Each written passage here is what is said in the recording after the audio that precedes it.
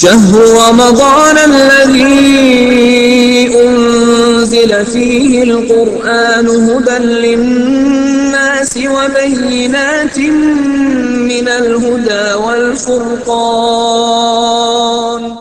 یہ وہ خدا ہے. خود جب یہ وہ خدا ہے تو پھر کہتا ہے لعلکم تتقون، شاید تم متقی بن جاؤ، یا امید ہے تم متقی بن جاؤ. خوب پروردگار عالم نہیں معلوم کہ روزہ تقوی تک پہنچائے گا یا نہیں پہنچائے گا، پھر کیوں شاید کہہ رہے یا کہ پہنچو گے یا کوئی نہیں پہنچو گے.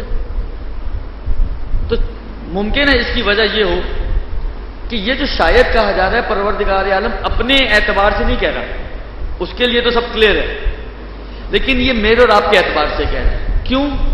اس لیے کہ جو روزہ میں اور آپ رکھنے والے ہیں وہ کیسا روزہ ہے دیکھنا یہ ہے.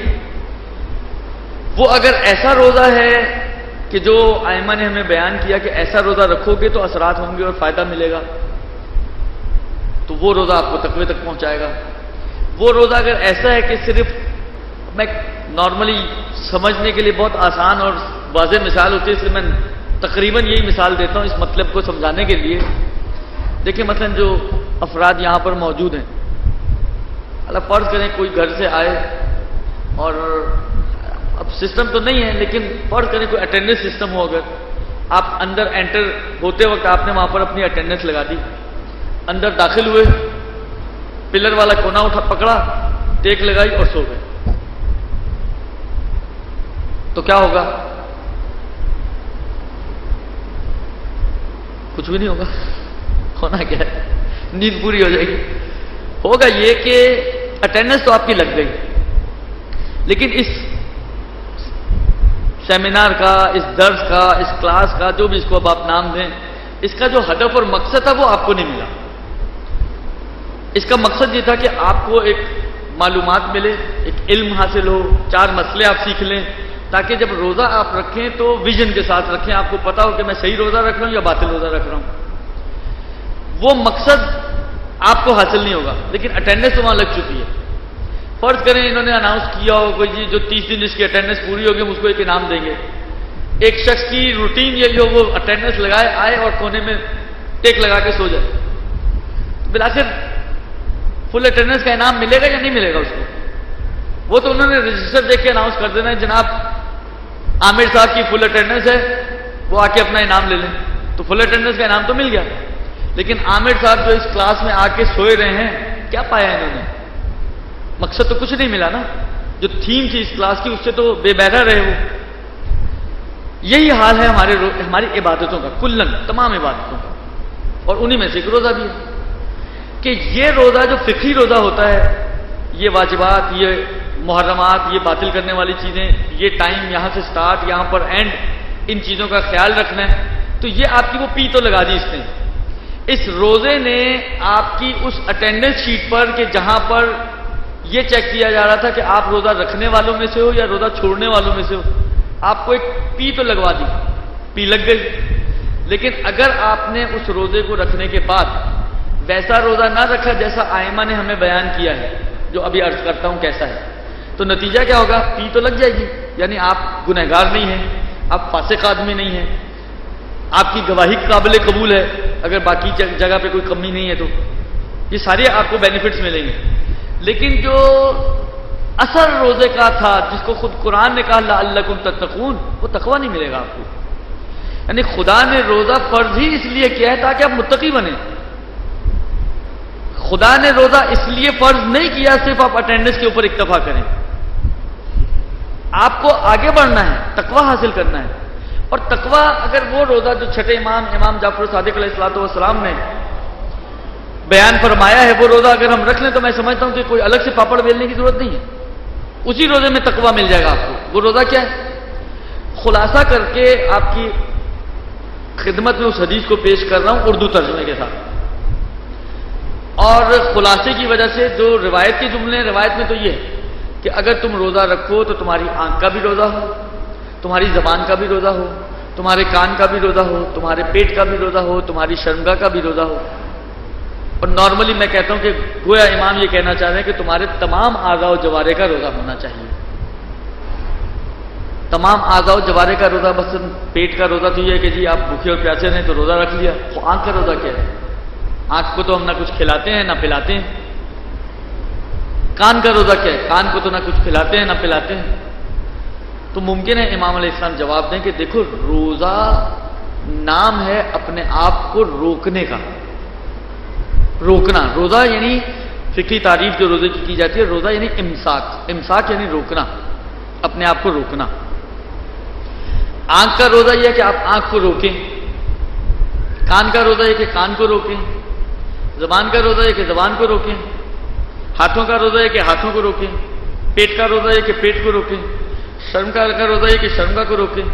پیروں کا روزہ یہ کہ پیروں کو روکیں. کس چیز سے روکیں؟ حرام کام سے روکیں. آنکھ کو حرام سے روکیں گے، یہ آنکھ کا روزہ ہے. کان کو حرام سے روکیں گے، یہ کان کا روزہ ہے. زبان کو حرام سے روکیں گے، یہ زبان کا روزہ ہے. شکم کو، شرمگاہ کو، ہاتھوں کو، پیروں کو حرام سے روکیں گے، یہ ان کا روزہ ہے. بس تمام اعضاء جو خدا نے آپ کو دیے ہیں ان کو خدا کی معصیت سے روکنا، یہ ان کا روزہ ہے. اور 30 دن پروردگار عالم آپ کو اس پریکٹس کروا رہا ہے اس بات کی کہ آپ آنکھوں کو بھی روکیں، کانوں کو بھی روکیں، ہاتھوں کو بھی روکیں اور باقی اعضاء کو بھی روکیں. اب آپ خود سوچیں، اگر 30 دن آپ ایک پریکٹس کر رہے ہیں، یعنی میرا اپنا ذاتی خیال یہ ہے، بعض روایتوں کی روشنی میں البتہ یہ میں خیال پیش کر رہا ہوں، ذاتی خیال بالکل اپنی ذات کی وجہ سے نہیں عرض کر رہا ہوں، کہ پروردگار عالم کی نگاہ میں یہ 30 دن آپ کے لیے کافی ہیں. اگر کافی نہ ہوتے تو خدا 40 دن کے بھی تو روزے رکھ سکتا تھا نا. حضرت موسیٰ علیہ السلام 30 دن کے چلے پہ گئے، 30 دن کے لیے گئے تھے.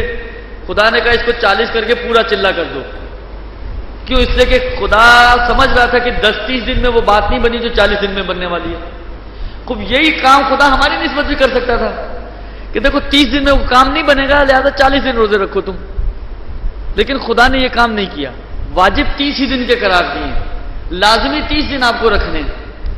اس سے سمجھ میں آتا ہے کہ گویا پروردگار عالم کی نگاہ میں ایسا ہے کہ اگر آپ 30 دن ڈھنگ سے پریکٹس کریں گے تو یہ 30 دن کافی ہیں آپ کے لیے.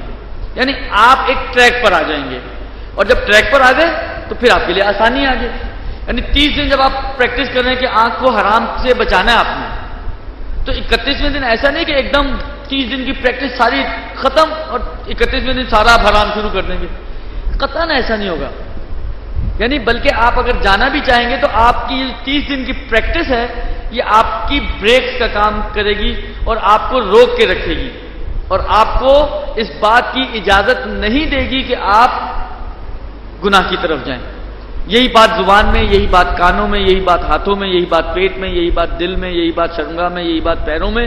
یعنی تمام اعضاء کی جب آپ 30 دن تک طریقے سے پریکٹس کریں گے اور اس پریکٹس کے نتیجے میں اپنے نفس پر قابو پائیں گے تو 31ویں دن کے بعد مسئلہ آپ کے لیے آسان ہوگا. یعنی اب آپ اس پریکٹس پہ جو چل پڑے ہیں تو وہ پریکٹس آپ کی آٹومیٹکلی آگے بڑھے گی. اور بعض روایتوں سے مجھے ایسا بھی اندازہ ہوتا ہے کہ اگر 10 دن اور آپ کر لیں تو یہ نور لگا نور ہے. یعنی خدا کی بارگاہ سے تو میں نے کہا نا کہ اندازہ ایسا ہوتا ہے کہ 30 دن خدا کافی سمجھتا ہے، لیکن بعض اور روایتوں سے اندازہ ہوتا ہے کہ 30 دن کافی تو ہیں لیکن اور بہتر کام ہو جائے تو 10 دن اور مزید اس کی پریکٹس کر لیں. یعنی 40 دن واقعاً اگر پورے ہو گئے تو پھر تو واقعاً صورتحال ایسی ہے کہ پھر آپ کے لیے آسان نہیں ہوگا آپ اپنی اس پریکٹس کو چھوڑیں. اور یہ یاد رکھیں، آپ جس چیز کی بھی پریکٹس کرنا عادت ڈالنا چاہیں، آپ چاہتے ہیں آپ عادت ڈالیں رات کو وضو کر کے سنیں، 40 دن کام کریں. آپ چاہتے ہیں کہ نماز شب کی عادت پڑ جائے، 40 دن کام کریں. 30 دن تو خدا دے ہی رہا آپ کو. سحری میں اٹھے ہوئے ہوتے ہیں، اکثر ایسا ہوتا ہے کہ 5-10 منٹ سحری کے بعد ٹائم ہے، صحیح آپ بہت لمبی نماز شب نہیں پڑھ سکتے، 3 رکعت نماز شب پڑھیں، جتنا ٹائم ملتا ہے شارٹ کر کے. اب یہ مسئلے وہ نہیں ہے کہ میں آپ کو بیان کروں، سارا ماشاءاللہ وہ مجمع ہے کہ جو یہ سارے مسئلے بہت اچھے طریقے سے سمجھتے ہیں اور جانتے ہیں. میں صرف اشارہ کر رہا ہوں کہ آپ یہ 3 منٹ 4 منٹ 5 منٹ جو آپ کو مل رہے ہیں کوشش کریں کہ اسی میں آپ نماز شب پڑھ لیں. یہ 30 دن آپ نے یہاں پہ پریکٹس کر لی، 10 دن اور کر لیں، 40 دن کی پریکٹس کے بعد یہ آپ کی عادت بن جائے گی اور پھر آپ کے لیے چھوڑنا آسان نہیں. ابھی کرنا آسان نہیں لگ رہا، پھر چھوڑنا آسان نہیں لگے گا آپ کو. یہ 2 چیزیں.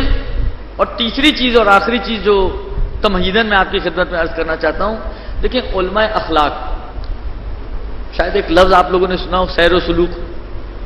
سیر و سلوک عرفانی سیر ہے. عرفان کا تو بہت سے لوگوں کو شوق ہوتا ہے، پوچھتے بھی ہیں جی عرفانیات کیا ہوتی ہے اور کیسے عرفانی بنا جاتا ہے. بالآخر عرفانیات سمجھیں ایک راستہ ہے کہ جس کو طے کر کے آپ خدا سے قریب تر ہو جاتے ہیں. آپ کے حجاب ہٹ سکتے ہیں ممکن ہے آنکھوں کے آگے سے، اور بہت سارے مکاشفات اور بہت ساری چیزیں آپ کے لیے کہ جو عام لوگوں کے لیے کلیئر نہیں ہوتی اور نظر نہیں آ رہی ہوتی وہ آپ کو نظر آئیں. عرفانی راستہ. یہ جو علماء اخلاق و عرفان ہوتے ہیں، عام طور پر اگر ان کی آپ کتابیں دیکھیں تو آپ کو کہیں نہ کہیں ان کی کتابوں میں دستور العمل ایک چارٹ نظر آئے گا. جس طرح جو لوگ بہت موٹے ہوتے ہیں وہ ڈائٹ کرنا چاہتے ہیں تو ایک ڈائٹ چارٹ بنایا جاتا ہے نا ان کو، جی ناشتے میں آپ نے یہ لینا ہے اور ظہر پہ آپ کو یہ لینا ہے اور مغرب پہ آپ کو یہ لینا ہے، درمیان میں کچھ لینا ہے یا نہیں لینا، یہ ایکسرسائزز آپ کو کرنی ہے، اتنا ٹائم آپ کو ان چیزوں کو دینا ہے اور یہ سارے کام. ایک چارٹ ہوتا ہے باقاعدہ. اس چارٹ کا فائدہ کیا ہوتا ہے؟ یعنی بقول ان ڈاکٹرز کے یا ان نیوٹریشنز وغیرہ کے کہ اس ڈائٹ چارٹ پر عمل کرتے ہوئے آپ اپنی صحت کی حفاظت کر سکتے ہیں، اسمارٹ رکھ سکتے ہیں، ایکٹیو رکھ سکتے ہیں. اسی قسم کے دستور العمل اور چارٹ علماء اخلاق بناتے ہیں کہ آپ کو روزانہ کیسے آپ کی زندگی گزرنی چاہیے اور دن کیسے گزرنا چاہیے. ایک چارٹ آپ کا رمضان گزارنے کے لیے بہترین چارٹ جو میں سمجھتا ہوں ہو سکتا ہے، اس سے بہتر نہیں ہو سکتا. یہ وہ چارٹ ہے کہ جس کو شاید ممکن ہے کل آغا داؤدانی نے بھی آپ کی خدمت میں ڈسکس کیا ہو، خطبہ شعبانیہ کہ جو ختمی مرتبہ صلی اللہ علیہ وآلہ وسلم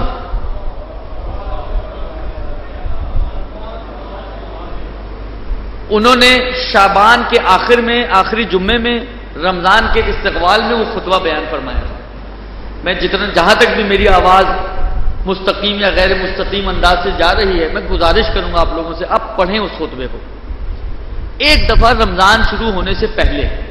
دیکھیں اس میں بہت ساری ایسی چیزیں ہیں کہ اگر آپ آدھے رمضان میں 20 دن گزرنے کے بعد، 25 دن گزرنے کے بعد شبہ قدر میں آپ کہیں جی رات جاگنا چلو شبہ قدر میں پڑھ لیں گے، آپ کو اتنا دکھ ہوگا کہ ہم نے پہلے کیوں نہیں پڑھا اس کو.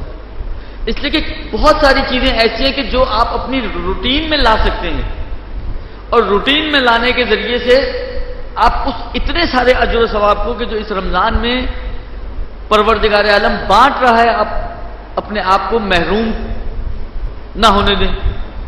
میں صرف 2 چیزیں آپ کے ساتھ اس خطبے میں سے ڈسکس کروں گا. میں اس لیے ان کو ڈسکس کر رہا ہوں کہ خطبے میں اس کی خاص تاکید آئی ہے، اس کا اجر و ثواب بھی بیان کیا. میں کچھ بھی بیان نہیں کر رہا ہوں، وہ آپ خود جا کے پڑھیں، لیکن اس کو آسان کر رہا ہوں آپ کے لیے تاکہ آپ کا یہ نہ ہو آپ کہیں یار مولانا کہیں آپ نے کاش پہلے بول دیا ہوتا. تو یہ کاش تو کچھ بھی نہیں کرتا نا، اس سے کاش سے کچھ حاصل نہیں ہوتا. لہذا میں آپ کی خدمت میں 2 چیزوں کو شیئر کرنا چاہتا ہوں. ایک اس میں تاکید ہے یہ قرآن، تلاوت قرآن. اور رمضان میں تلاوت ایک آیت کی تلاوت کا ثواب اتنا ہے کہ جو پورے دوسرے مہینوں میں پورے قرآن کا اجر و ثواب ہے. کتنا ثواب ہے، کتنا ثواب ہے. فرض کریں ایک آیت پڑھنے پہ 1 نیکی آپ کو ملنی ہے. تقریباً 6,500 آیتیں ہیں. تو اگر آپ 6,500 آیتیں پڑھیں گے تو 6,500 نیکیاں ملیں گی. یہاں پر ایک آیت پڑھنے سے 6,500 نیکی آپ کو مل رہی ہے. کتنا ثواب ہے. اسی طرح مستحب نمازوں کا بھی بہت ثواب ہے. میں آپ کی خدمت میں عرض کروں کہ دیکھیں جو میں اس خطبے سے سمجھتا ہوں ایک طالب علم ہونے کے ناطے سے میں وہ آپ کی خدمت میں شیئر کر رہا ہوں. ممکن آپ کسی اور سے ڈسکس کریں کوئی جی میری سمجھ میں نہیں آ رہا، لیکن میری سمجھ میں جو آ رہا ہے میں وہ ڈسکس کر رہا ہوں. جو ظاہری الفاظ ہیں خطبے کے اس کے حوالے سے خطبے میں جو تاکید کی گئی وہ یہ کہی گئی تلاوت قرآن کرو.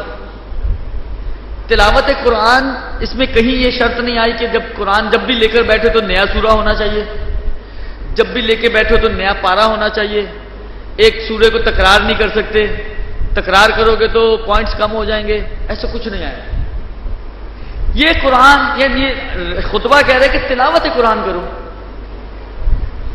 آپ لوگ آفیسز جاتے ہیں، آپ لوگ آفیسز سے آتے ہیں، گروسری کے لیے جاتے ہیں، درسوں میں آتے ہیں، درسوں میں جاتے ہیں. یہ سارے وہ سپورٹس ہوتے ہیں کہ اس میں آپ آنے جانے میں آپ کا وقت لگ رہا ہوتا ہے. اسی آنے جانے کے دوران آپ کو جتنے سورے حفظ ہیں آپ ان کو تلاوت کرتے رہیں، آپ کو تلاوت قرآن کا ثواب ملتا رہے گا.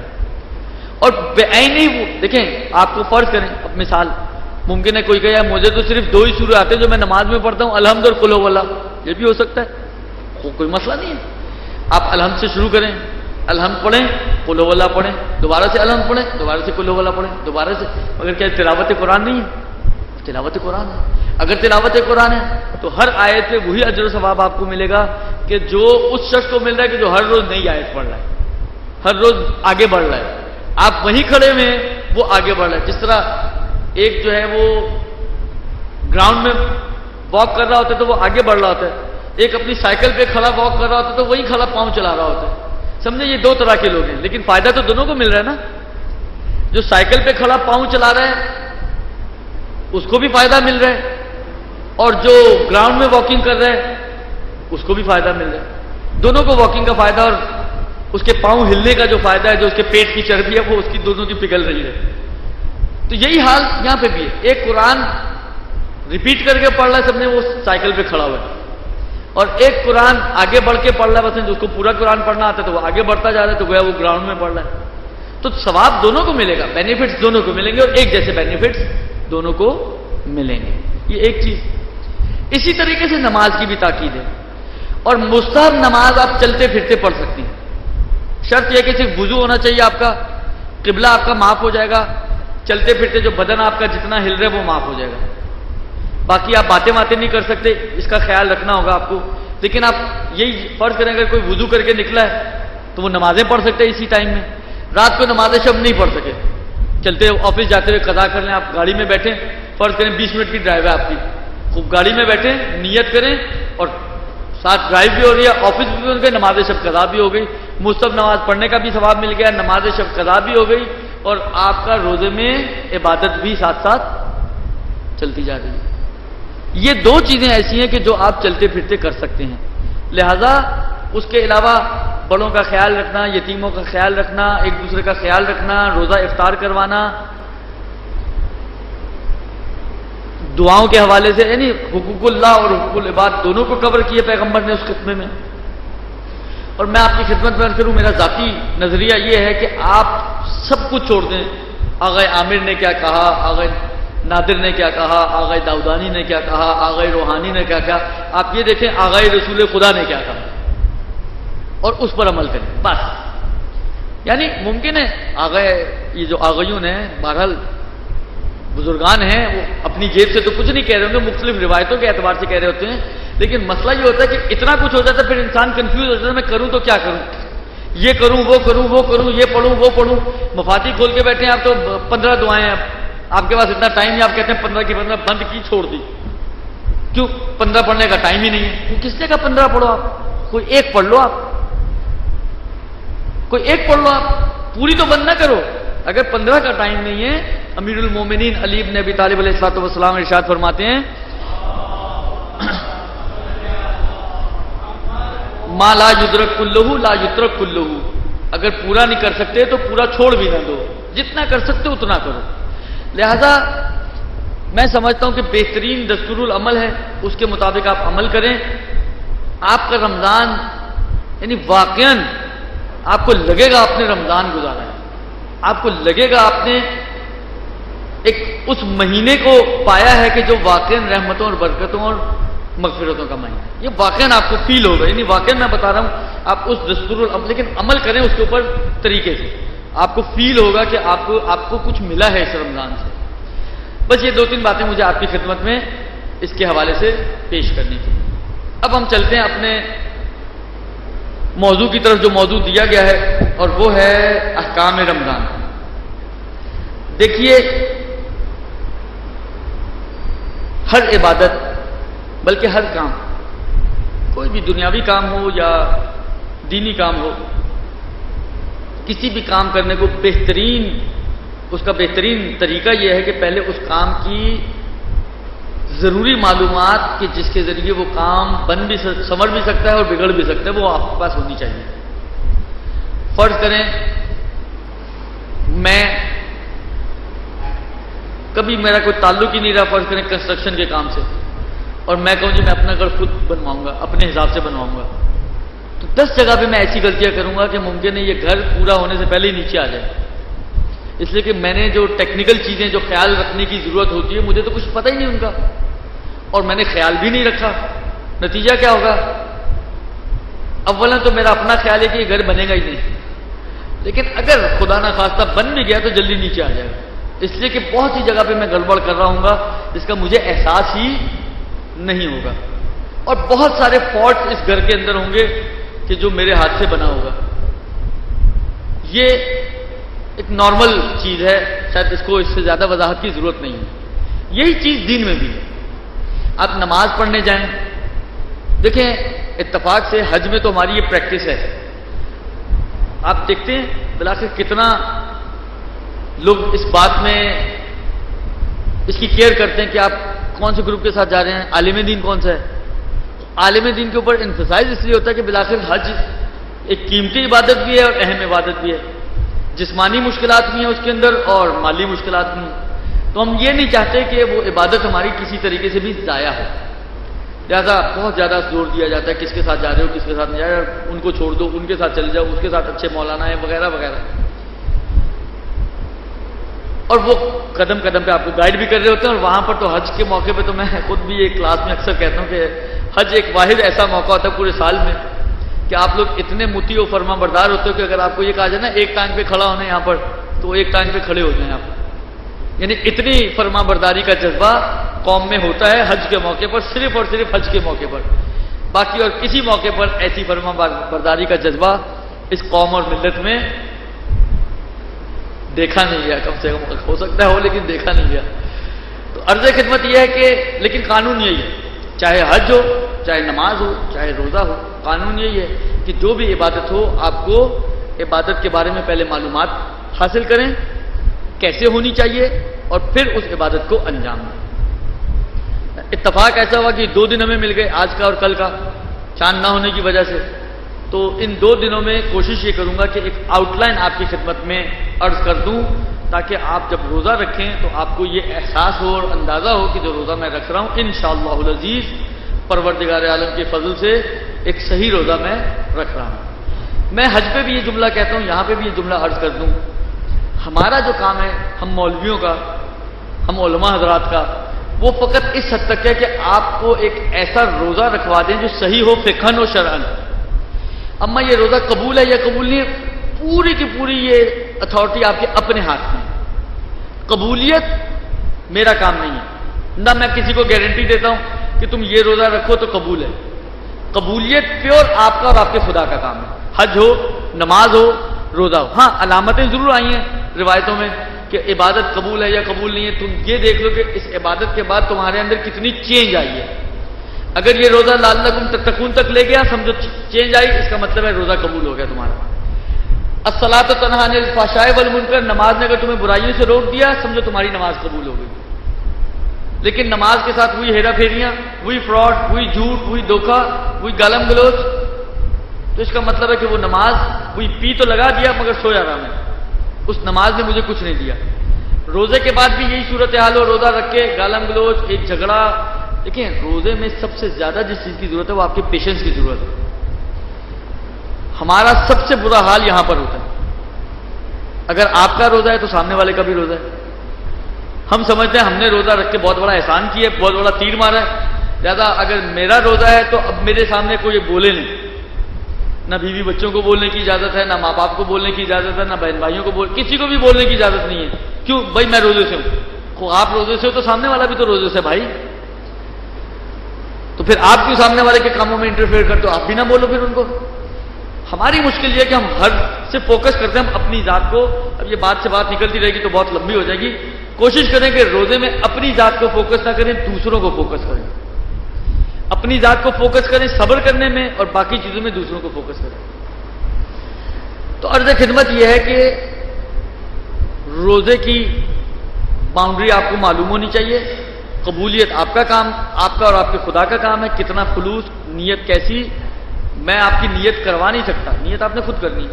اب یہ نیت آپ کیا کر رہے ہیں، کیوں کر رہے ہیں، کیسے کر رہے ہیں، یہ آپ کو اور آپ کے خدا کو معلوم ہے، لہذا جیسی نیت ویسا عمل ہوگا۔ میرا کام صرف یہ ہے کہ فقہی مسائل آپ کو بیان کر دوں، کہ روزے میں آپ نے ان باتوں کا خیال رکھنا ہے. اگر آپ ان باتوں کا خیال رکھیں گے تو یہ روزہ آپ کی وہاں پہ ٹک لگا دے گا، پریزنٹ آپ کی ہو جائے گی، فل اٹینڈنس کا انعام آپ کا بارگاہ الہی سے کہیں نہیں جائے گا. لیکن قبول ہوا یا نہیں ہوا یہ آپ کا اپنا اور آپ کے خدا کا مسئلہ ہے، اس کو آپ اپنے خدا کے ساتھ خود کلیئر کریں. سب سے پہلا مسئلہ جو آتا ہے روزے کا، البتہ میں کتابچہ ریکمینڈ کرنا چاہوں گا آپ کے لیے، اچھا کتابچہ ہے، ریکمینڈ بھی کرنا چاہوں گا اور ایک وضاحت بھی اس کے بارے میں کرنا چاہوں گا. آقا داؤدانی صاحب خدا ان کی توفیقات میں مزید اضافہ فرمائے، ایک اچھی کاوشیں فرما رہے ہیں جو فقہی کتابچے چھوٹے چھوٹے لکھ ڈالتے ہیں، اور توضیح المسائل کا جو ہوا اور خوف ہے لوگوں کے اوپر، اس سے لوگوں کو نجات دے دیتے ہیں. روزے کے بارے میں بھی ان کا کتابچہ موجود ہے، میری نظروں سے بھی گزرا ہے، اچھا کتابچہ ہے، مفید، مختصر و مفید.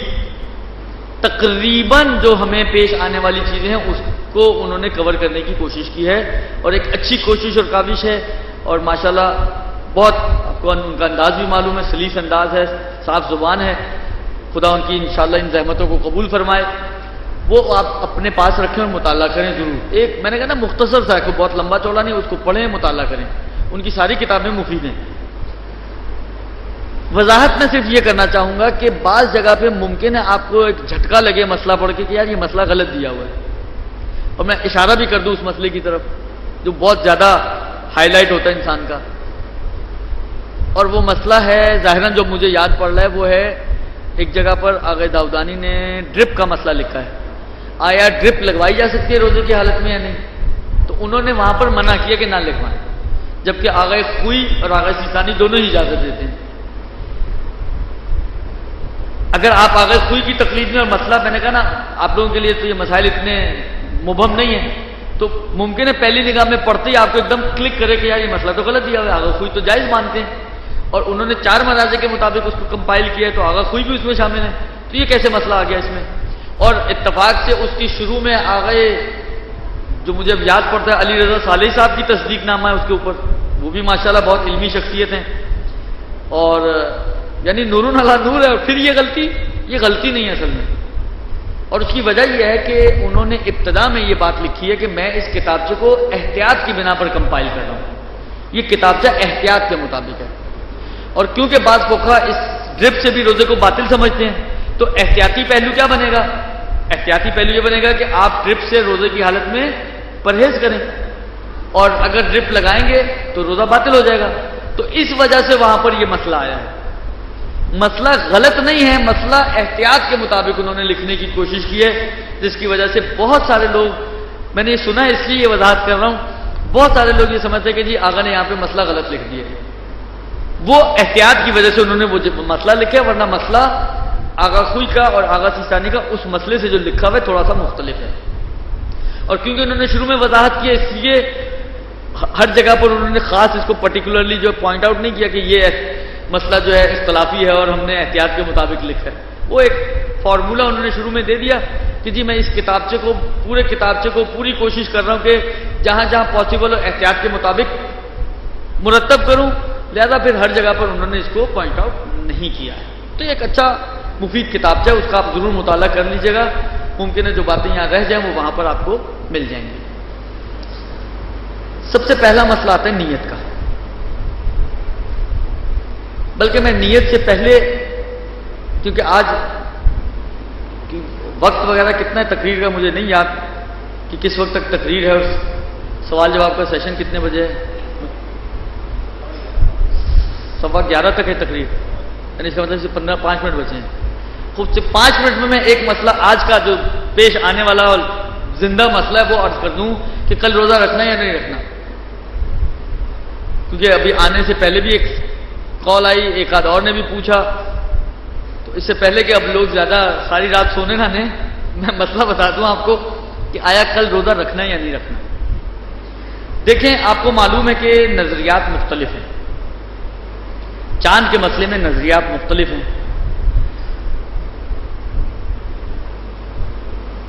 آغا خوئی کے حساب سے تو تقریباً کل روزہ ہوگا، اس لیے کہ مجھے ابھی کسی صاحب نے بیان کیا موثق کہ دارالسلام میں چاند ہو چکا ہے.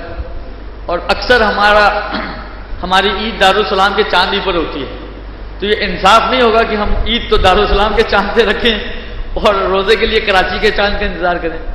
لہٰذا آغا خوئی والوں کے لیے تو تقریباً کم و بیش کنفرم ہے، پھر بھی اگر کسی کو اطمینان نہ ہے تو گنجائش اس کے پاس بھی نکل سکتی ہے، اطمینان کی بات ہے کہ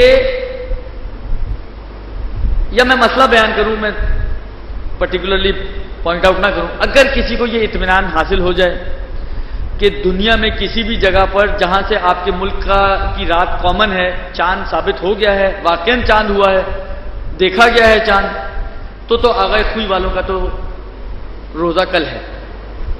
یہ ایک امام خمینی اور آغا سیستانی اور آغا رہبر، ان کا ایک ہی جیسا نظریہ ہے۔ یہ قائل ہیں اس بات کے کہ یا تو آپ کے اپنے شہر میں چاند نظر آئے، اور ابھی تک کی نیوز کے مطابق کراچی میں اور پاکستان میں شاید چاند نظر نہیں آیا، یا کسی ایسے شہر میں نظر آئے کہ جس کا اور آپ کا افق ایک ہو۔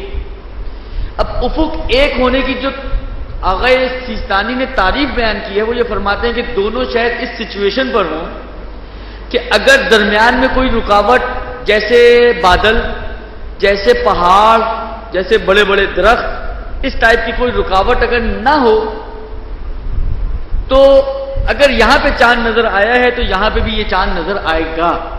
سچویشن دونوں کی ایسی ہے۔ یہ ثابت ہونا چاہیے کہ ایسے کسی شہر میں چاند نظر آیا ہے جس کی کراچی کے ساتھ یہی سچویشن ہے، یہ طے ہونا چاہیے۔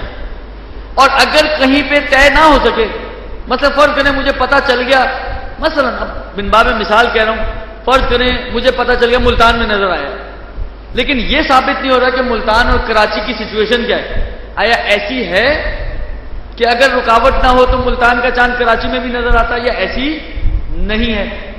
اگر یہ طے نہ ہو سکا تو پھر میری ذمہ داری نہیں ہے کہ میں روزہ رکھوں، یعنی چاند میرے لیے ثابت نہیں ہوگا۔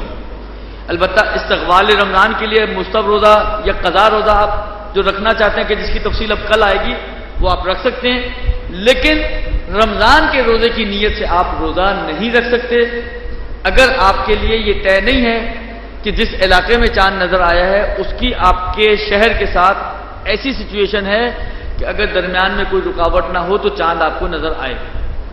اگر کہیں پہ کنفرم ہو جائے تو ٹھیک ہے، پھر آپ کے لیے بھی ثابت ہو جائے گا، لیکن اگر کنفرم نہ ہو سکے تو آپ کے لیے یہ بات ثابت نہیں ہوگی۔ اب اس کی علامت کہ یہ شہر ایسی سچویشن پر ہے یا نہیں ہے، توضیح المسائل میں اس کی انہوں نے بیان کیا ہے کہ اگر آپ مشرق میں نظر آ رہا ہے تو مغرب میں اگر آپ خط ارضی میں قریب ہیں ان سے، یعنی لیٹیٹیوڈ پر قریب ہیں، تو پھر آپ کے لیے ثابت ہو جائے گا، یہ انہوں نے وہاں پر بیان فرمایا ہے۔ اور اگر مغرب میں نظر آئے تو مشرق والوں کے لیے اگر خط ارضی میں بھی قریب ہوں اور خط طولی میں بھی قریب ہوں، لیٹیٹیوڈ اور لانگیٹیوڈ دونوں میں قریب ہونے چاہیے۔ اور پھر اس کی ایک علامت انہوں نے بلکہ ایک اور چیز کو ایڈ کیا ہے کہ چاند جو نظر آیا ہے جتنی دیر رکا ہے، وہ جو دو شہر ہیں ان کے درمیان جو غروب کا ڈفرنس ہے، مثلا ممکن ہے دونوں کے افق میں ایک میں غروب 40 پہ ہو رہا ہے تو ایک میں 50 پہ ہو رہا ہے، تو 10 منٹ کا ڈفرنس ہے، اس سے کم نہ ہو۔ یہ کچھ علامتیں وہاں پر انہوں نے بیان کی ہیں، لیکن آسان چیز وہی ہے، وظیفہ طے، کیونکہ یہ خود بڑی کمپلیکیٹڈ چیزیں ہیں، لانگیٹیوڈ اور لیٹیٹیوڈ کو طے کرنا، اس کے قریب ہے دور ہے، یہ سب مشکل چیزیں ہیں۔ آسان حل آپ لوگوں کے لیے عملی طور پہ یہی ہے کہ اگر آپ کے لیے یہ طے نہ ہو پایا کہ یہ شہر کس سچویشن پر ہے تو آپ آزاد ہیں، کل کا روزہ آغا سیستانی اور امام خمینی کے مقلدین پر واجب نہیں ہوگا اور آغا خامنائی کے۔ یہ سب سے آسان جو کر سکتا تھا میں آج کی حد تک وہ یہ مسئلہ ہے۔ اب اگر آپ لوگوں کا کوئی سوال ہے تو آپ لوگ پوچھ سکتے ہیں، میری باری ختم ہو گئی۔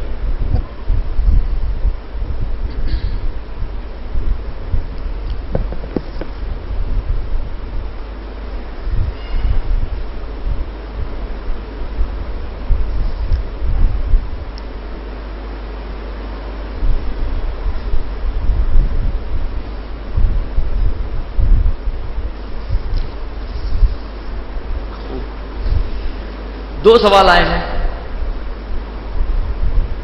پہلا سوال یہ ہے کہ احکام روزہ کبھی کبھار مشکل معلوم ہوتے ہیں، یہ ایسے ہی ہیں یا آج کل کے حالات میں مشکل معلوم ہوتے ہیں؟ میں آپ کی خدمت میں عرض کروں کہ یہ احکام جو توضیح المسائل کی شکل میں آپ کے سامنے موجود ہیں، یہ روایتوں سے بنائے گئے ہیں، روایتوں سے نچوڑ نکالا گیا. اور یہ روایتیں وہ روایتیں کہ جو امام باقر ہو، امام صادق ہو، ائمہ کے زمانے سے صادر ہوئی ہوئی ہیں. یہ آج کے زمانے کی روایتیں نہیں، بنائی نہیں گئی ہیں، یہ ائمہ نے بیان فرمائی ہیں اور وہی چلتی چلتی ہم تک پہنچی ہیں اور انہی سے نچوڑ نکال کر یہ احکام آپ کی خدمت میں پیش کیے گئے ہیں. لہذا یہ مشکلات آج کے زمانے کی نہیں ہیں. یہ مشکلات اول تو مجھے نہیں پتا کہ آپ کس مشکل کی طرف اشارہ کرنا چاہ رہے ہیں، کہ مشکل ہے کیا اس میں. البتہ ایک مشکل اگلے سوال میں آ رہی ہے، اگر یہی مراد ہے آپ کی تو پھر اس کا مطلب یہ دونوں سوال تو ایک ہی سوال ہو گئے. اس کو میں ابھی آپ کی خدمت میں عرض کرتا ہوں اور اس کا بھی جواب دیتا ہوں. دوسرا سوال یہ ہے کہ چاند کے معاملے میں ہم ایک فیصلے پر کیوں نہیں آ جاتے؟ کیا یہ ممکن نہیں کہ ہم ایک ہی دن میں روزہ و عید منائیں؟ کیا آپ کو لگتا نہیں ہے کہ یہ فقہی معاملات کبھی کبھار انتشار کا باعث بنتے ہیں؟ دیکھیں، بہت تفصیلی جواب ہے اس کا، اور ایسا بھی نہیں ہے کہ میں ایک دفعہ جواب دے کے خاموش ہو جائیں تو آپ سب قانے ہو جائیں، یہ بھی مجھے معلوم ہے. کیونکہ اتفاق کی بات ہے، میں بھی زیارتوں پہ گیا ہوا تھا، وہاں پہ بھی یہ جھگڑا کر کے آئے ہوئے ہیں. تو یہ ایسا نہیں ہے کہ میں ایک دفعہ بیان کر دوں اور آپ سب کہیں کہ ہاں بھائی آپ نے بڑی اچھی بات کر دی، ختم ہو گئی کہانی. یہ کہانیاں چلتی رہیں گی. میں صرف یہ اتنا عرض کرنا چاہوں گا آپ کی خدمت میں آپ سے پوچھتا ہوں، معاشرہ تو اس وقت جو صورتحال معاشرے کی آپ کے سامنے ہے نا، آج کل تو معاشرے کی صورتحال یہ ہو گئی ہے کہ ہم لوگوں نے دین کو بھی پیچھے چھوڑ دیا. اس اعتبار سے عرض کر رہا ہوں کہ شادیوں کے مسئلے میں آپ دیکھیں، آپ کو اب ملے گا کہ اصل مسلمان کافروں سے شادی کر رہے ہیں،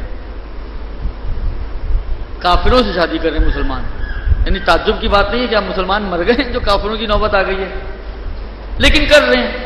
حالانکہ میں ابھی اتنے ایکسٹریم پہ نہیں جانا چاہتا، لیکن جائز حد تک بھی اگر ہم دیکھیں تو شیعہ سنی کی شادی ہمارے یہاں بہت کامن ہے.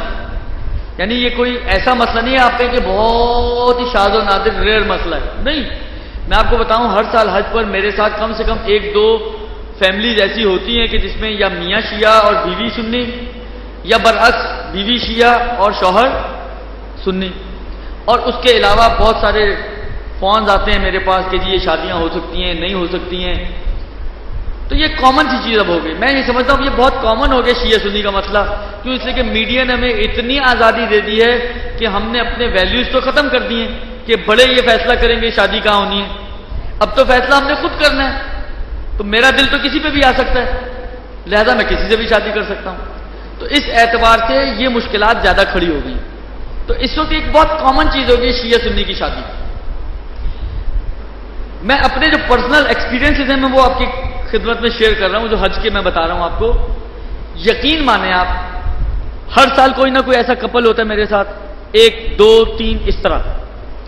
اور یہ بھی یقین مانیں آپ کہ ایسے لوگ بعض اوقات آ کے بتاتے ہیں، آغا صاحب ہماری شادی کو 25 سال ہو گئے، آج تک الحمدللہ کبھی جھگڑا نہیں ہوا. کوئی آ کے کہتا ہے آغا صاحب ہماری شادی کو 40 سال ہو گئے، آج تک الحمدللہ کبھی ہمارا جھگڑا نہیں ہوا. شیعہ سنی ہے. مجھے آپ یہ بتائیں کہ ایک ہی گھر میں دو الگ الگ مذہب رہ رہے ہیں، ایک شیعہ ہے ایک سنی ہے.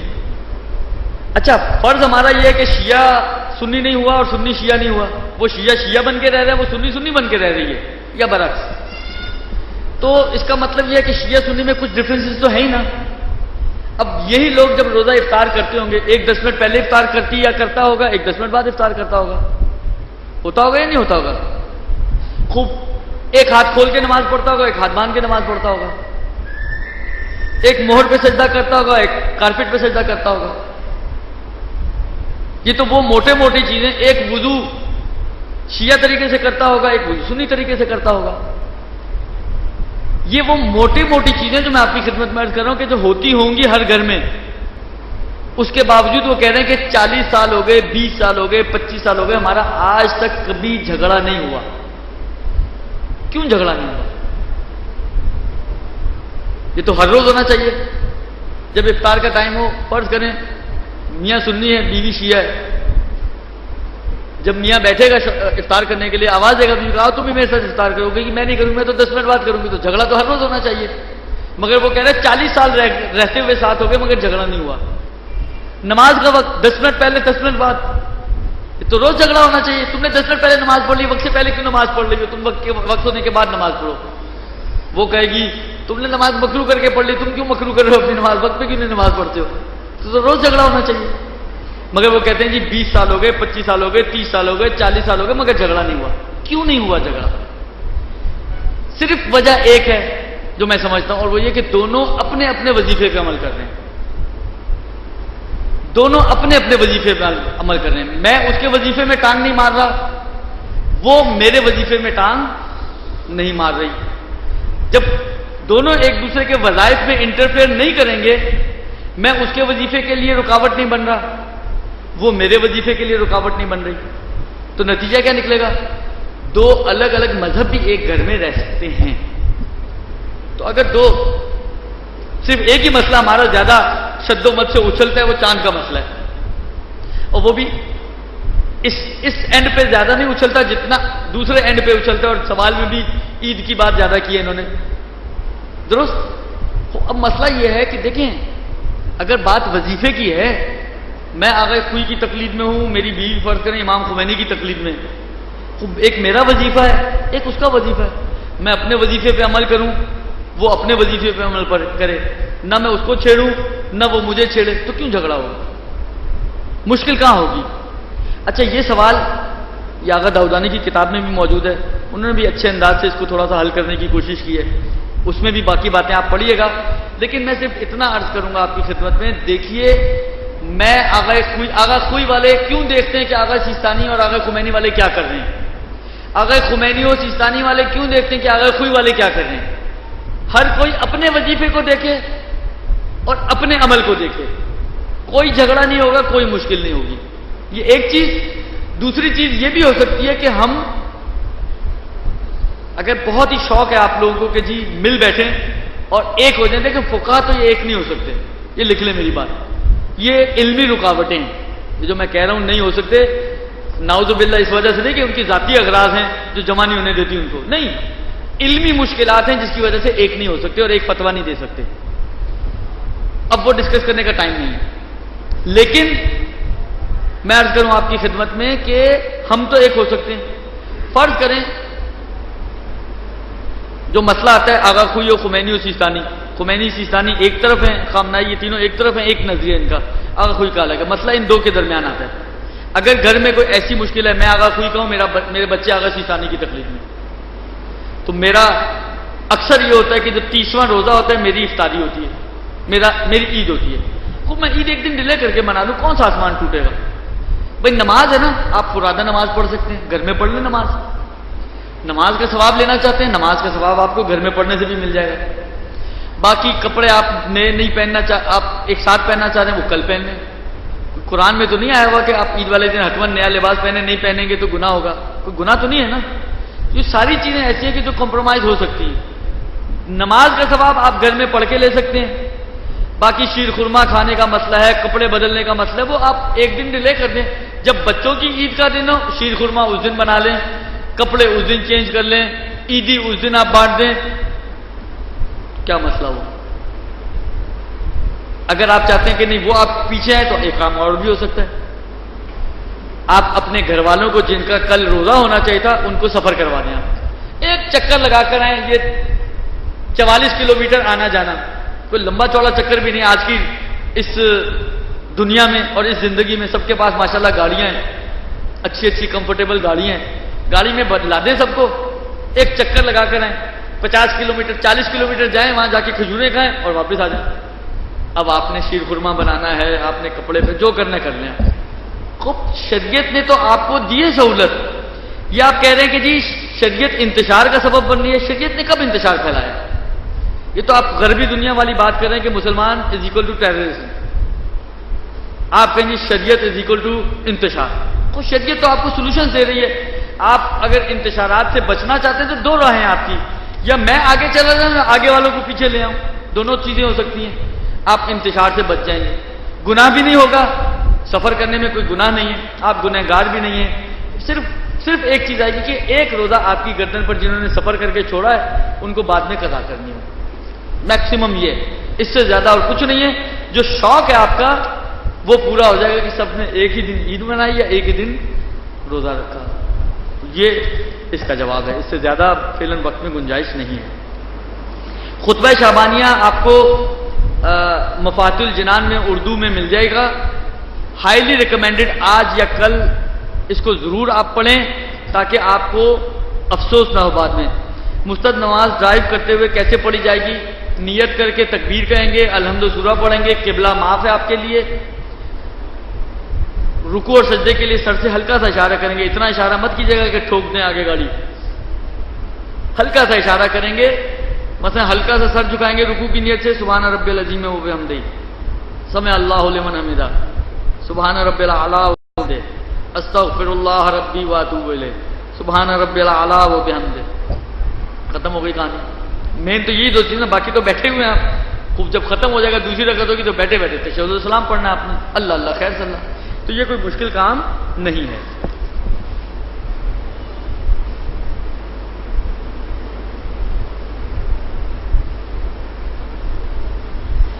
جن کی یہ کسی کی بیوی انڈیا گئی ہوئی ہیں، 3 ہفتے سے گئی ہوئی ہیں، بلاخر اگر ایک ہی شہر میں رہ رہی ہیں اور 3 ہفتے سے رہ رہی ہیں اور 8 تاریخ تک آئیں گی تو ان کو وہاں پہ روزے رکھنے ہوں گے، باقی روزے وہ یہاں کنٹینیو کریں گی.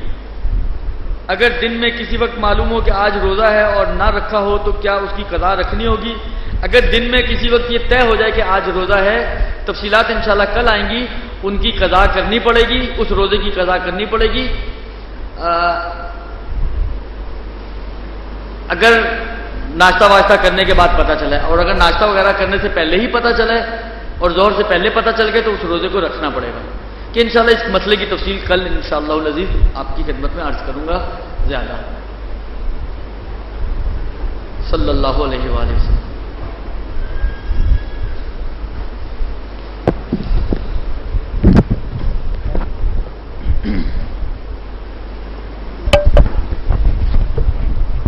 خدا میرا شیعہ جماعت کی جانب سے جب اسلام مولانا عامر یاسین صاحب کا شکریہ ادا کرتا ہوں کہ وہ آج ہمارے درمیان موجود رہے اور احکام روزہ و رمضان کے حوالے سے ہمارے سامنے انہوں نے گفتگو کی اور فقہی مسائل کو بیان کیا. کل بھی انشاءاللہ شیڈول کے مطابق اسی سلسلے کو ہم آگے بڑھائیں گے اور کل تیسرا سیشن ہوگا اس سلسلے کا جسے مولانا عامر رضا یاسین صاحب خطاب کریں گے. اسی موضوع کو کنٹینیو کریں گے کل 30 شعبان کو انشاءاللہ اور انشاءاللہ ٹھیک 8:30 بجے تقریب شروع ہو جائے گی. دعا سلام کیے مولانا عامر صاحب.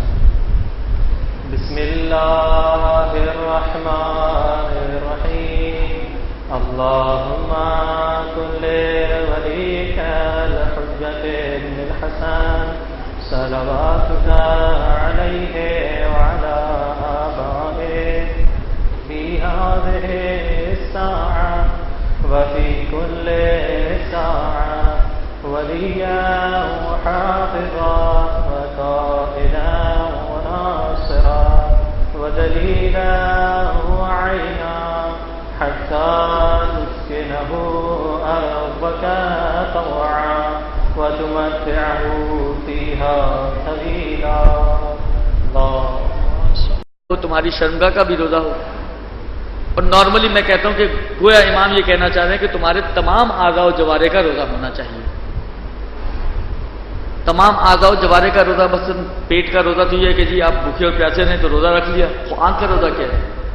آنکھ کو تو ہم نہ کچھ کھلاتے ہیں نہ پلاتے ہیں.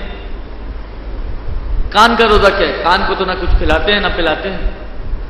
تو ممکن ہے امام علیہ السلام جواب دیں کہ دیکھو روزہ نام ہے اپنے آپ کو روکنے کا.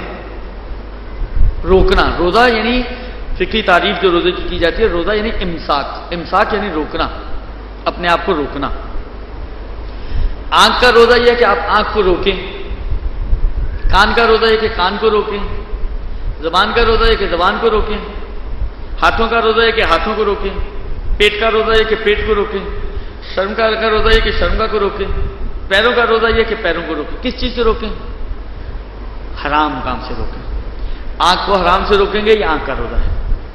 کان کو حرام سے روکیں گے یہ کان کا روزہ ہے. زبان کو حرام سے روکیں گے یہ زبان کا روزہ ہے. شکم کو، شرمگاہ کو، ہاتھوں کو، پیروں کو حرام سے روکیں گے یہ ان کا روزہ ہے. بس تمام اعضاء جو خدا نے آپ کو دیے ہیں ان کو خدا کی معصیت سے روکنا یہ ان کا روزہ ہے. اور 30 دن پروردگار عالم آپ کو اس پریکٹس کروا رہا ہے اس بات کی کہ آپ آنکھوں کو بھی روکیں، کانوں کو بھی روکیں، ہاتھوں کو بھی روکیں اور باقی اعضاء کو بھی روکیں. اب آپ خود سوچیں اگر 30 دن آپ ایک پریکٹس کر رہے ہیں، یعنی میرا اپنا ذاتی خیال یہ ہے، بعض روایتوں کی روشنی میں البتہ یہ میں خیال پیش کر رہا ہوں، ذاتی خیال بالکل اپنی ذات کی وجہ سے نہیں عرض کر رہا ہوں، کہ کلن تمام عبادتوں اور انہی میں سے ایک روزہ بھی ہے کہ یہ روزہ جو فقہی روزہ ہوتا ہے، یہ واجبات، یہ محرمات، یہ باطل کرنے والی چیزیں، یہ ٹائم یہاں سے سٹارٹ یہاں پر اینڈ، ان چیزوں کا خیال رکھنا ہے، تو یہ آپ کی وہ پی تو لگا دی اس نے. اس روزے نے آپ کی اس اٹینڈنس شیٹ پر کہ جہاں پر یہ چیک کیا جا رہا تھا کہ آپ روزہ رکھنے والوں میں سے ہو یا روزہ چھوڑنے والوں میں سے ہو، آپ کو ایک پی تو لگوا دی، پی لگ گئی. لیکن اگر آپ نے اس روزے کو رکھنے کے بعد ویسا روزہ نہ رکھا جیسا آئمہ نے ہمیں بیان کیا ہے، جو ابھی عرض کرتا ہوں کیسا ہے، تو نتیجہ کیا ہوگا؟ پی تو لگ جائے گی، یعنی آپ گنہگار نہیں ہیں، آپ فاسق آدمی نہیں ہیں، آپ کی گواہی قابل قبول ہے اگر باقی جگہ پہ کوئی کمی نہیں ہے تو یہ سارے آپ کو بینیفٹس ملیں گے. لیکن جو اثر روزے کا تھا جس کو خود قرآن نے کہا لعلکم تتقون، وہ تقویٰ نہیں ملے گا آپ کو. یعنی خدا نے روزہ فرض ہی اس لیے کیا ہے تاکہ آپ متقی بنیں. خدا نے روزہ اس لیے فرض نہیں کیا صرف آپ اٹینڈنس کے اوپر اکتفا کریں. آپ کو آگے بڑھنا ہے، تقویٰ حاصل کرنا ہے. اور تقویٰ اگر وہ روزہ جو چھٹے امام جعفر صادق علیہ السلام نے بیان فرمایا ہے، وہ روزہ اگر ہم رکھ لیں تو میں سمجھتا ہوں کہ کوئی الگ سے پاپڑ بیلنے کی ضرورت نہیں ہے، اسی روزے میں تقویٰ مل جائے گا آپ کو. وہ روزہ کیا ہے؟ خلاصہ کر کے آپ کی خدمت میں اس حدیث کو پیش کر رہا ہوں اردو ترجمے کے ساتھ. اور خلاصے کی وجہ سے جو روایت کے جملے ہیں، روایت میں تو یہ ہے کہ اگر تم روزہ رکھو تو تمہاری آنکھ کا بھی روزہ ہو، تمہاری زبان کا بھی روزہ ہو، تمہارے کان کا بھی روزہ ہو، تمہارے پیٹ کا بھی روزہ ہو.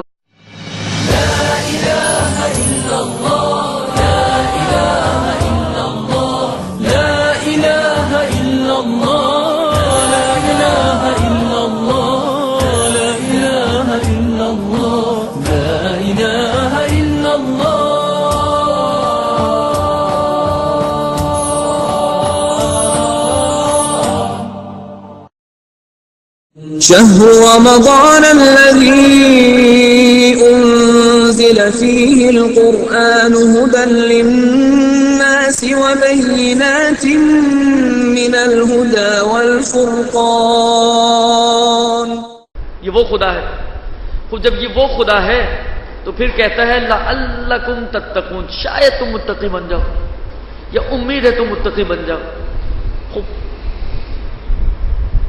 پروردگار عالم نہیں معلوم کہ روزہ تقوی تک پہنچائے گا یا نہیں پہنچائے گا، پھر کیوں شاید کہہ رہے ہیں؟ یا کہ پہنچو گے یا کوئی نہیں پہنچو گے. تو ممکن ہے اس کی وجہ یہ ہو کہ یہ جو شاید کہا جا رہا ہے پروردگار عالم اپنے اعتبار سے نہیں کہہ رہا، اس کے لیے تو سب کلیئر ہے، لیکن یہ میرے اور آپ کے اعتبار سے کہہ رہا ہے. کیوں؟ اس لیے کہ جو روزہ میں اور آپ رکھنے والے ہیں وہ کیسا روزہ ہے دیکھنا یہ ہے.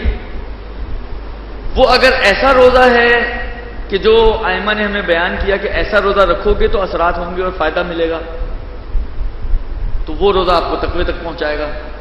وہ روزہ اگر ایسا ہے کہ صرف میں نارملی سمجھنے کے لیے بہت آسان اور واضح مثال ہوتی ہے، اس لیے میں تقریباً یہی مثال دیتا ہوں اس مطلب کو سمجھانے کے لیے. دیکھیں مثلا جو افراد یہاں پر موجود ہیں، اللہ فرض کریں کوئی گھر سے آئے اور اب سسٹم تو نہیں ہے لیکن فرض کریں کوئی اٹینڈنس سسٹم ہو، اگر آپ اندر انٹر ہوتے وقت آپ نے وہاں پر اپنی اٹینڈنس لگا دی، اندر داخل ہوئے، پلر والا کونا پکڑا، ٹیک لگائی اور سو گئے، تو کیا ہوگا؟ کچھ بھی نہیں ہوگا. ہونا کیا ہے؟ نیند پوری ہو جائے گی. ہوگا یہ کہ اٹینڈنس تو آپ کی لگ گئی، لیکن اس سیمینار کا، اس درس کا، اس کلاس کا، جو بھی اس کو اب آپ نام دیں، اس کا جو ہدف اور مقصد تھا وہ آپ کو نہیں ملا. اس کا مقصد یہ تھا کہ آپ کو ایک معلومات ملے، ایک علم حاصل ہو، 4 مسئلے آپ سیکھ لیں، تاکہ جب روزہ آپ رکھیں تو ویژن کے ساتھ رکھیں، آپ کو پتا ہو کہ میں صحیح روزہ رکھ رہا ہوں یا باطل روزہ رکھ رہا ہوں۔ وہ مقصد آپ کو حاصل نہیں ہوگا، لیکن اٹینڈنس تو وہاں لگ چکی ہے۔ فرض کریں انہوں نے اناؤنس کیا ہو کوئی جی جو 30 دن جس کی اٹینڈنس پوری ہوگی ہم اس کو ایک انعام دیں گے۔ ایک شخص کی روٹین یہی ہو وہ اٹینڈنس لگائے آئے اور کونے میں ٹیک لگا کے سو جائے، بالآخر فل اٹینڈنس کا انعام ملے گا یا نہیں ملے گا اس کو؟ وہ تو انہوں نے رجسٹر دیکھ کے اناؤنس کر دینا ہے جناب عامر صاحب کی فل اٹینڈنس ہے، وہ آ کے اپنا انعام لے لیں، تو فل اٹینڈنس کا انعام تو مل گیا۔ لیکن عامر صاحب جو اس کلاس میں آ کے سوئے رہے ہیں، کیا پایا انہوں نے؟ مقصد تو کچھ نہیں ملا نا، جو تھیم تھی اس کلاس کی اس سے تو بے بہرا رہے وہ۔ یہی حال ہے ہماری عبادتوں کا۔ پروردگار عالم کی نگاہ میں یہ 30 دن آپ کے لیے کافی ہیں۔ اگر کافی نہ ہوتے تو خدا 40 دن کے بھی تو روزے رکھ سکتا تھا نا۔ حضرت موسیٰ علیہ السلام 30 دن کے چلے پہ گئے، 30 دن کے لیے گئے تھے، خدا نے کہا اس کو 40 کر کے پورا چلہ کر دو۔ کیوں؟ اس لیے کہ خدا سمجھ رہا تھا کہ 10-30 دن میں وہ بات نہیں بنی جو 40 دن میں بننے والی ہے۔ خوب یہی کام خدا ہماری نسبت بھی کر سکتا تھا کہ دیکھو 30 دن میں وہ کام نہیں بنے گا، لہذا 40 دن روزے رکھو تم، لیکن خدا نے یہ کام نہیں کیا۔ واجب 30 ہی دن کے قرار دیے، لازمی 30 دن آپ کو رکھنے۔ اس سے سمجھ میں آتا ہے کہ گویا پروردگار عالم کی نگاہ میں ایسا ہے کہ اگر آپ 30 دن ڈھنگ سے پریکٹس کریں گے تو یہ 30 دن کافی ہیں آپ کے لیے، یعنی آپ ایک ٹریک پر آ جائیں گے، اور جب ٹریک پر آ گئے تو پھر آپ کے لیے آسانی آ گئی۔ یعنی 30 دن جب آپ پریکٹس کر رہے ہیں کہ آنکھ کو حرام سے بچانا ہے آپ نے، تو 31ویں دن ایسا نہیں کہ ایک دم 30 دن کی پریکٹس ساری ختم اور 31ویں دن سارا آپ حرام شروع کر دیں گے، قطعاً ایسا نہیں ہوگا۔ یعنی بلکہ آپ اگر جانا بھی چاہیں گے تو آپ کی 30 دن کی پریکٹس ہے یہ آپ کی بریکس کا کام کرے گی اور آپ کو روک کے رکھے گی، اور آپ کو اس بات کی اجازت نہیں دے گی کہ آپ گناہ کی طرف جائیں۔ یہی بات زبان میں، یہی بات کانوں میں، یہی بات ہاتھوں میں، یہی بات پیٹ میں، یہی بات دل میں، یہی بات شرمگاہ میں، یہی بات پیروں میں، یعنی تمام اعضاء کی جب آپ 30 دن تک طریقے سے پریکٹس کریں گے اور اس پریکٹس کے نتیجے میں اپنے نفس پر قابو پائیں گے تو 31ویں دن کے بعد مسئلہ آپ کے لیے آسان ہوگا۔ یعنی اب آپ اس پریکٹس